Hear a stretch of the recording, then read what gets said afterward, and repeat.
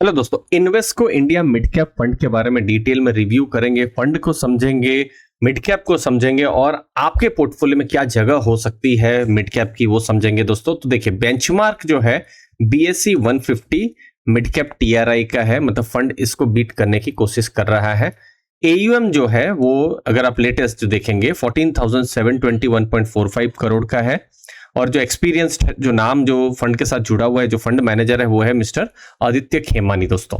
अब फंड के बारे में कुछ इंपॉर्टेंट चीजें, जो टर्नओवर है लगभग 31% के आसपास है, मतलब फंड मैनेजर कुछ साल तक किसी भी जो भी स्टॉक्स है उसको रख रहे हैं, बहुत ज्यादा चर्न नहीं कर रहे हैं, बट बहुत लंबे समय तक नहीं रख रहे। बहुत लंबे समय मतलब मान लीजिए सिर्फ 10% का टर्नओवर हो, वैसा भी नहीं है। मतलब ये एक्टिवली वो यहाँ पर चेंजेस कर रहे हैं। थोड़ा बहुत लार्ज कैप और स्मॉल कैप का भी वेटेज है यहाँ पर, जो अगर हम फंड की बात करें तो।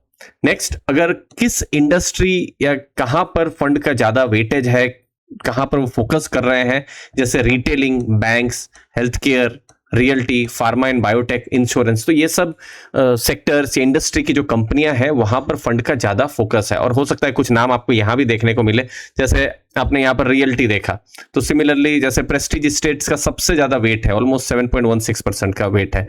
सिमिलरली यहाँ पर फेडरल बैंक है जो कि बैंकिंग फाइनेंस से आ गया, फिर मैक्स हेल्थ केयर आ गया, फिर Meesho, global health, AU small finance, Eternal, IndusInd, BSE, L&T finance. तो थोड़ा हिम्मत भी रख रहे हैं फंड मैनेजर, जो न्यू एज टेक कंपनीज है उनको भी पोर्टफोलियो में जगह मिल रही है, हमको देखने को मिल रहा है।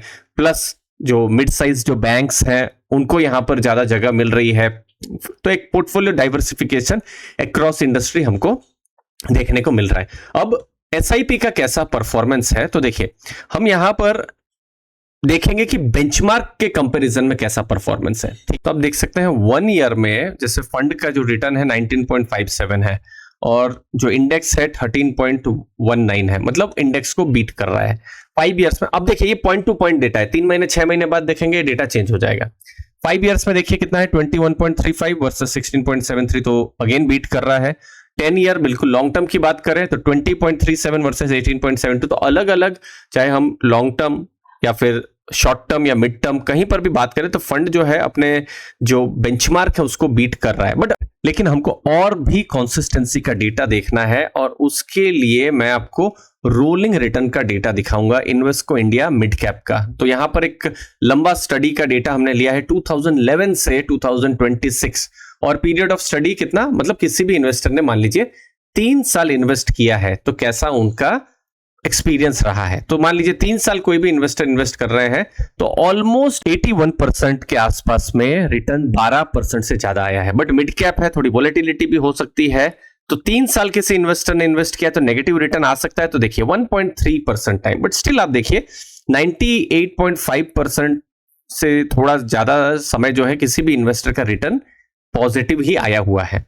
मीडियन परफॉर्मेंस 23.22 है। देखिए वोलेटिलिटी यहां ज्यादा हो सकती है, तो यहां पर रिटर्न भी जो है हमको थोड़ा ज्यादा देखने को मिल रहा है। अब देखिए, अब इस फंड को हम एक दूसरा टाइम पीरियड भी मैं यहां ले लेता हूं, ये 2011 से मैं 2019 अक्टूबर कर देता हूं। अब वो मैं क्यों कर रहा हूं, क्योंकि देखिए यहां पर Motilal Oswal Nifty mid cap 150 index fund है, उसके साथ हम कंपेयर करेंगे जिसके डेटा अक्टूबर 2019 के साथ में है। अब देखिए जो प्योर जो BSE बेंचमार्क है वो अवेलेबल नहीं है, तो इसीलिए हमने यहां पर निफ्टी मिड कैप 150 इंडेक्स का यहां पर जो लिया हुआ है डेटा आसपास ही रह सकता है। हम यहां पर मिड कैप के जो दूसरे इंडेक्स है उसके साथ कंपेयर कर रहे हैं। तो देखिए अगर आपने इंडेक्स फंड में इन्वेस्ट किया है, अगेन ये डेटा चूंकि बहुत देखेंगे 2019 अक्टूबर से है, ओके, तो 3 साल की इन्वेस्ट किया है तो 100% टाइम्स 12% से ज्यादा रिटर्न है। फंड की अगर हम बात करें, देखिए Invesco India mid cap fund का भी कुछ ऐसा ही हमको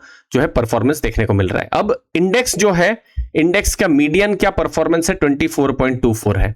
फंड की अगर हम बात करें क्या कुछ बहुत ज्यादा इधर उधर हो रहा है, तो देखिए नहीं, फंड इनफैक्ट थोड़ा सा ज्यादा से इंडेक्स को बीट ही कर रहा है 25.17 में। तो रिटर्न के हिसाब से देखेंगे तो फंड का परफॉर्मेंस सिर्फ रिटर्न के हिसाब से थोड़ा इंडेक्स को थोड़ा सा बीट ही कर रहा है। पॉइंट टू पॉइंट अभी मतलब लास्ट 3 साल का 24.33 है और यहां पर इंडेक्स जो है वो 17.75 है। तो फंड जो है, जो भी लिमिटेड डेटा है जहां पर हमको पता चल रहा है कि फंड जो है अपने इंडेक्स के बराबर या इंडेक्स से बेहतर परफॉर्मेंस कर रहा है। मिनिमम अगर हम रिटर्न देखें तो फंड का 16.22 है और इंडेक्स का 15.6 हमको देखने को मिल रहा है। बट देखिए बहुत ये लिमिटेड डेटा है, 2019 से अभी तक सिर्फ 6-7 साल ही हुए हैं, बट इंडेक्स फंड्स ही आना शुरू हुए हैं लास्ट 5-6 साल में दोस्तों, वो भी समझना पड़ेगा। अब फंड का हमने एक पार्ट देखा रिटर्न का, लेकिन रिस्क पार्ट भी देख लेते हैं, वोलेटिलिटी पार्ट भी देख लेते हैं। तो स्टैंडर्ड डेविएशन हमको वोलेटिलिटी बताएगा। तो देखिए कितना है 19.53 और फंड का कितना है 17.88 और यहां पर इक्विटी मिड कैप का 17.84। इसका मतलब क्या है, फंड वोलेटाइल तो है, ठीक है, मतलब ठीक है, आपने एक जगह में देखा होगा कि रिटर्न जरूर मिल रहा है लेकिन वोलेटाइल यहां पर है, मतलब फंड मैनेजर थोड़ा रिस्क ज्यादा जरूर ले रहे हैं। बट रिस्क ले रहे हैं तो रिस्क एडजस्टेड रिटर्न क्या वो प्रोवाइड कर पा रहे हैं, वो हमको कहां से पता चलेगा, शार्प रेशियो।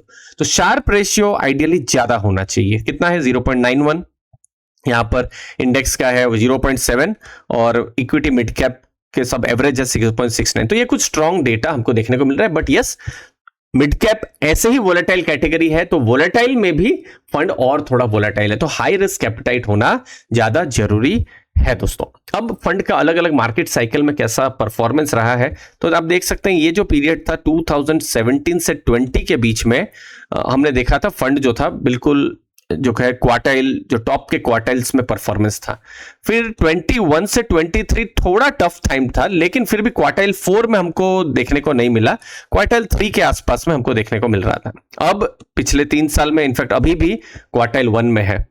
बट देखिए ये चीज समझना होगा कि कोई भी फंड क्वार्टाइल 1 में है तो वो 2, 3, 4 में भी जा सकता है। अलग अलग फंड मैनेजर की अलग अलग स्ट्रेटेजी है और फंड्स की भी साइकिल्स होती है, तो अलग अलग साइकिल से वो भी गुजर सकते हैं दोस्तों। तो इसीलिए आपने भी बहुत बार देखा होगा, मान लीजिए आपने 2023 या 24 में मार्केट में एंट्री की होगी, उस समय में बहुत जो चल रहा था, जो भी कंपनी का हो सकता है मिड कैप या फिर कोई भी फंड शायद अभी अंडर परफॉर्म कर रहा हो, तो उसको भी समझना है। तो हमको लेन चेंज नहीं करनी है, बट फिर भी ध्यान रखना है कि बहुत ज्यादा लंबे समय तक जो है खराब परफॉर्मेंस भी ना हो। अगर ये 4-5 साल लाल लाल लाल होता, मतलब क्वार्टाइल 4 में होता, तो फिर तो बिल्कुल डिसीजन लेने का कुछ हमारा जो है थिंकिंग यहां पर आ सकती थी। अब की पॉइंट्स फंड के बारे में एग्रेसिव अप्रोच हमको देखने को मिल रहा है, but risk adjusted return better है, साथ ही साथ कंसिस्टेंसी भी है, और फ्यूचर में कैसी कंसिस्टेंसी रहती है वो ज्यादा इंपॉर्टेंट है। और देखिए जैसे मैंने कहा, अलग अलग फंड्स अलग अलग मार्केट साइकिल से गुजर सकते हैं, इसके बारे में आपको बिल्कुल सोचना चाहिए। अब मिड कैप क्या आपके पोर्टफोलियो में जगह उनकी बनती है, तो देखिए बहुत सारे फंड्स हैं जिनसे आपको मिड कैप का वेट मिल जाता है, जैसे for example multi cap fund, large and mid cap fund, flexi cap fund, फिर फोकस फंड्स को भी आप देख सकते हैं, बिजनेस साइकिल फंड्स, इन सबको भी देख सकते हैं। बट जो प्योर मिड कैप की जो कैटेगरी है यही है, यहां पर आपको 150 हाई ग्रोथ कंपनीज का एक्सपोजर मिलता है, मतलब 101 नंबर से 250 नंबर तक की। अब जो मिड कैप्स हैं ये क्या है, लॉन्ग टर्म के इन्वेस्टमेंट है, क्योंकि वोलेटिलिटी जो आपको यहां जो 17, 18, 19 देखने को मिल रही है, किसी भी लार्ज कैप में उतना नहीं देखने को मिलेगा, या इवन हाइब्रिड फंड्स में भी उतना नहीं देखने को मिलेगा। तो इसीलिए वोलेटिलिटी ज्यादा हो सकती है, 2-3 साल अंडर परफॉर्मेंस भी हो सकता है, कुछ डिफिकल्ट साइकिल से भी मिड कैप गुजर सकते हैं। बट मेन चीज जो है मिड कैप में एक इंटरेस्टिंग रहती है कि ये सर्वाइवर्स होते हैं। आज का मिड कैप कुछ सालों पहले स्मॉल कैप होगा, और वो स्मॉल कैप से वो मिड कैप बने हैं, तो उन्होंने सर्वाइव किया है टफ साइकिल। और आज का मिड कैप कल का लार्ज कैप भी बन सकता है, और हो सकता है निफ्टी 50, निफ्टी 100 में जगह भी बना सकता है। तो इसीलिए लो या फिर मॉडरेट रिस्क इन्वेस्टर के लिए ये फंड्स नहीं है, थोड़े वोलेटाइल हो सकते हैं। अब कोर या सैटेलाइट पार्ट ये डिपेंड करता है इन्वेस्टर टू इन्वेस्टर, उनकी पर्सनल स्ट्रेटेजी के लिए। अगर आपको बहुत रिस्क नहीं लेना हो तो फिर सैटेलाइट पार्ट में एक मिड कैप फंड को रख सकते हैं, या फिर इवन आपको वेट थोड़ा कम रखना है तो मल्टी कैप या फिर लार्ज एंड मिड कैप के द्वारा थोड़ा बहुत मिड कैप का वेट रख सकते हैं। कोर पार्ट में भी आप सोच सकते हैं, बट देखिए हर चीज बहुत ज्यादा या बहुत कम नहीं हो जानी चाहिए। अगर हम इंडेक्स का वेटेज देखें तो इंडेक्स लगभग 20% के आसपास के मिड कैप वेटेज में है। अब आपके पर्सनल पोर्टफोलियो मिड कैप सोच लीजिए 50-60% हो जा रहा है, तो आप बहुत ज्यादा वेट यहां पर रख रहे हो, तो आपको आउटसाइज्ड गेन भी मिल सकते हैं, लेकिन खराब साइकिल में आउटसाइज्ड पुअर रिटर्न्स भी मिल सकते हैं। तो आपको वोलेटिलिटी को भी ध्यान में रखना है और अपना एक बैलेंस्ड पोर्टफोलियो बनाने की कोशिश करनी है। लास्ट में जब हम म्यूचुअल फंड्स इन प्लान्ड मैनर की बात करते हैं तो मैं आपकी हेल्प कर सकता हूं। मेरा नाम दीपक है, मैं एमफी रजिस्टर्ड एमएफडी हूं और ये मेरा रजिस्ट्रेशन नंबर है जो आप अपनी स्क्रीन पर देख सकते हैं। साथ ही में मैं एसआईएफ डिस्ट्रीब्यूटर हूं, चार्टर्ड फाइनेंशियल गोल प्लानर हूं, American academy of financial management से एनआईएसएम सर्टिफाइड रिटायरमेंट प्लानर और पास्ट में मैं एक्स वेल्थ मैनेजर और बैंकर भी रह चुका हूं दोस्तों। तो हम एक free personalised mutual fund consultation call plan कर सकते हैं। कैसे प्लान कर सकते हैं? आप गूगल फॉर्म की लिंक जो है डिस्क्रिप्शन बॉक्स में देख सकते हैं। सिंपल सा गूगल फॉर्म है, आप फिलअप कर सकते हैं और हम लोग कॉल को शेड्यूल कर सकते हैं। हम लोग क्या डिस्कस कर सकते हैं? गोल बेस्ड इन्वेस्टिंग को एक्सप्लोर कर सकते हैं, पोर्टफोलियो रैशनलाइजेशन सोच सकते हैं। अगर आपका पोर्टफोलियो है या बनाने का अगर आप प्लान कर रहे हैं तो इन्हें प्लान्ड मैनर कैसे जा सके तो हम उस पर डिस्कस कर सकते हैं। इनफैक्ट हमारे साथ बहुत सारे जो क्लाइंट्स हैं, जो इन्वेस्टर्स हैं, हमारे साथ जुड़े हुए हैं और उनको रेगुलर गाइडेंस मिलता रहता है। इनफैक्ट जो बड़ी सुविधा उनको मिलती है वो है पीरियोडिक पोर्टफोलियो रिव्यू की सुविधा, कि ये बहुत जरूरी है। पोर्टफोलियो बन गया, 5 या 6 या 8 फंड आपने ले लिए और ऐसा हम सोचते हैं कि नहीं काम खत्म, ऐसा नहीं होता है। यहाँ पर हर बार पोर्टफोलियो का रिव्यू भी रेगुलर होना जरूरी है। रिस्क एपिटाइट को समझा जाता है और फिर इंडिविजुअल पर्सनलाइज पोर्टफोलियो हम बनाते हैं दोस्तों। साथ ही साथ जो हमारे क्लाइंट्स हैं उनको जो दूसरी सुविधा मिलती है वो है पोर्टफोलियो मॉनिटरिंग की सुविधा, जो रेगुलरली उनका होता रहता है। यहाँ की फोकस क्या है कि आप अपना जॉब या फिर अपने बिजनेस पर फोकस करिए और यहाँ पर कोई एक पर्सन है जो आपके पोर्टफोलियो को रेगुलर मॉनिटर कर रहा है। एसेट एलोकेशन का हमारा फ्रेमवर्क रहता है जिसके हिसाब से हम पोर्टफोलियो बनाते हैं और साथ ही साथ में रीबैलेंसिंग, जो कि अभी इनिशियल शायद उतनी जरूरत नहीं पड़े, बट धीरे धीरे जैसे जैसे पोर्टफोलियो मैच्योर होते हैं, बड़े होते हैं, तो रीबैलेंसिंग की भी जरूरत होती है। तो इन सब चीजों पर हम काम करते हैं। फिर पोर्टफोलियो रिव्यू और स्ट्रेटेजी एग्जीक्यूशन तो रहता ही है दोस्तों। तो अगर आप सीरियस हैं कि म्यूचुअल फंड्स के द्वारा आप अपने गोल्स तक कैसे इन्हें प्लान्ड मैनर पहुंच जाएं, तो हम कॉल को शेड्यूल कर सकते हैं। आपकी सभी डिटेल्स कॉन्फिडेंशियल रखी जाएगी दोस्तों। आप गूगल फॉर्म के लिंक को देख सकते हैं जो कि डिस्क्रिप्शन बॉक्स में है। मुझे उम्मीद है आपको वैल्यू जरूर मिलेगी। धन्यवाद। थैंक यू दोस्तों।